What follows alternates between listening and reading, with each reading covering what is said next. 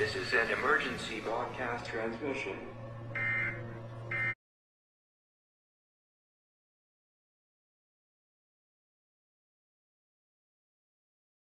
I was in charge, I was the Ministry of Defense Coordinator. My job was to man, train, and equip the Iraqi Army in Al-Anbar, Najaf, Karbala, and northern Babil provinces. And I can tell you right now, well, somebody had the great idea to get rid of the Iraqi Army, so when we rebuilt it, we did everything we could to make it as strong as possible. And I'll tell you right now, Homeland Security would kick their butts in a week. What's happening here is we're building a domestic military because it's unlawful or unconstitutional to use American troops on American soil. So what we're doing is we're building a military. My best friend, who's a SWAT officer in Nashua, who came to Iraq with me to train the Iraqi police, sent me an email with a picture of him in the media on the streets of Watertown, Mass, wearing the exact same combat gear that we had in Iraq, only it was a different color. And the way we do things in the military is called task organization. You take a command and then you attach units to it in order to accomplish the mission. What's happening is Homeland Security is pre-staging gear, equipment, consistent.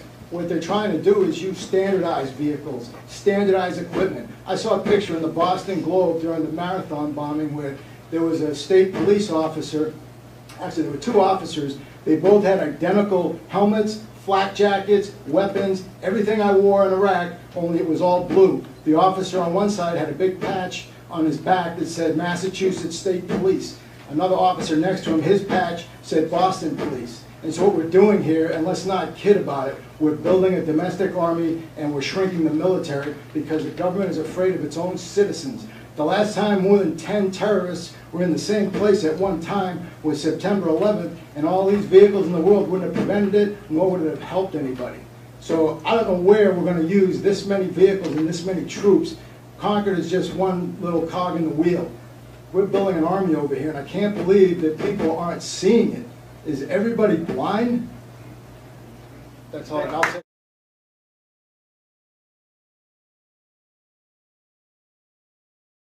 One of the things that I think is important, and you and I discussed earlier today, was one of the things we can do. So for is not only limiting state employees in terms of how they try to, or preventing them from trying to enforce aspects of this, but also for example the forced home inspections that I've heard about, but also. It knows the truth, by the way. But yes, do you think this amendment that you got this draft today would prevent state employees from doing the types of things, forced home inspections, but also limit local governments from trying to end-run what we have done so far in the legislature?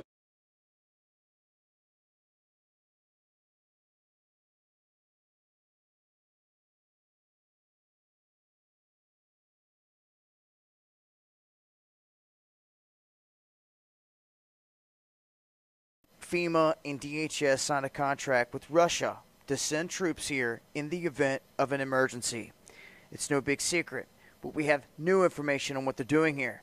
They are buying nearly 600,000 AK-762 by 39mm caliber rifle magazines, 2 million rounds to be delivered to Camp Stanley in Texas of the same caliber. You also have a little over 500,000 going to the Bluegrass Army Depot. And you also have 9x18s that have been purchased. On top of that, people are like, well, what about the weapons? They are taking anywhere between 200 and 286 Kalashnikov AK-74 assault rifles.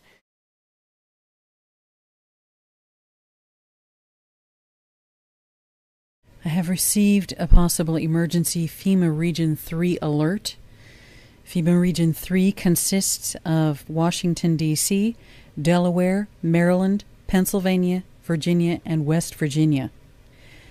This alert was sent to us by Senator Sheldon R. Songstad, retired of South Dakota State. This is Rev. Michelle Hopkins.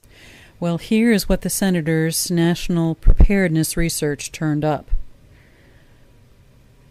FEMA purchase orders for over $14.2 million for MREs and heater meals to be delivered to Region 3 by October 1st. FEMA purchase orders for 2 million pouches of emergency water to be delivered to FEMA Region 3 by October 1st. FEMA purchase orders for $13.6 million for MREs and heater meals to be delivered to Austin by October 1st.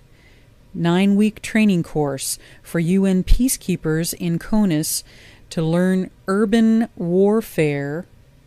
They're learning urban warfare, and they need to learn English and U.S. weapons systems.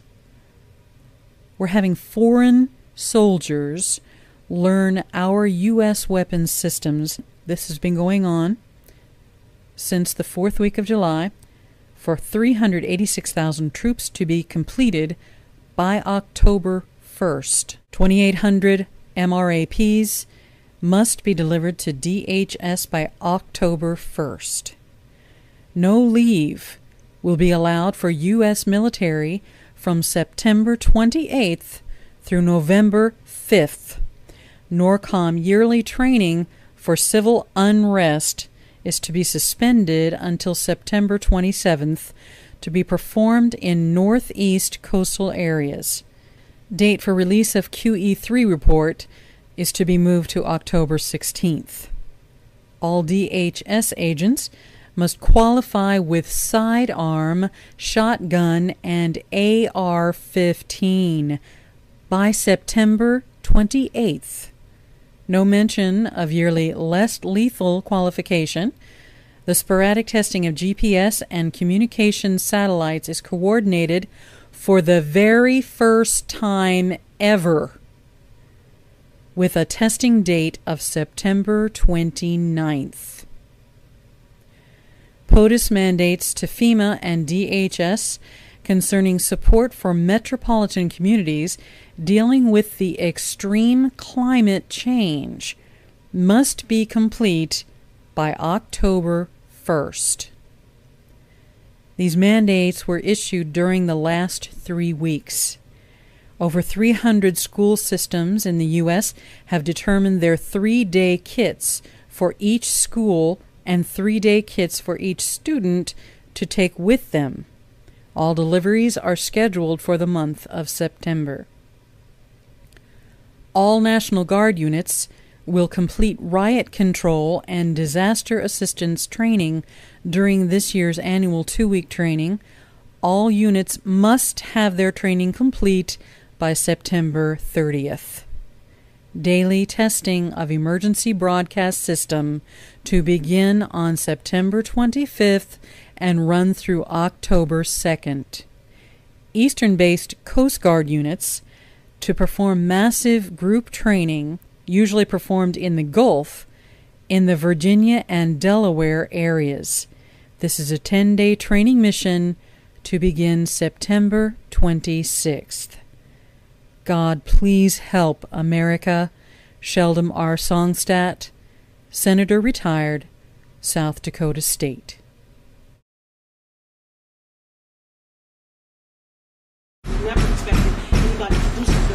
Right now, the cops are banging at the door. It's about 1:30 in the morning. They're still banging on the door. Law enforcement can be sued. I told them over and over again, they're at the wrong address. They keep yelling out 4663, and that is the wrong address. They are not at the right place.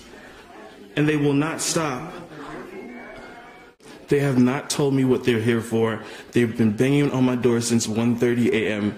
It's now 2 o'clock a.m. They have still not told me what they're here for, and they're threatening to break into my home. It's harassment. I haven't done anything.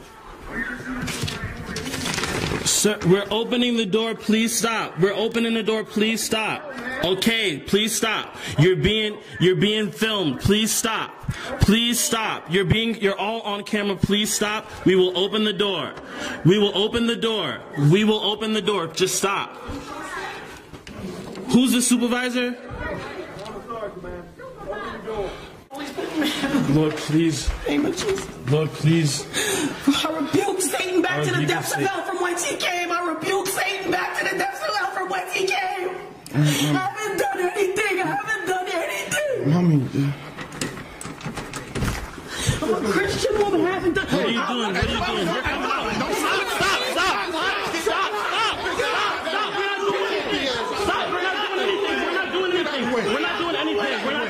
Stop! We're not doing anything. We're not doing anything. Please stop. We're not doing anything. On the ground. Stop. On the ground. What are you doing?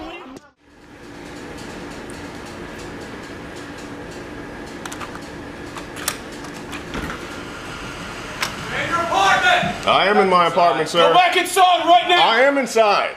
This is my door. I'm standing right inside my apartment. Sir, I'm inside my apartment.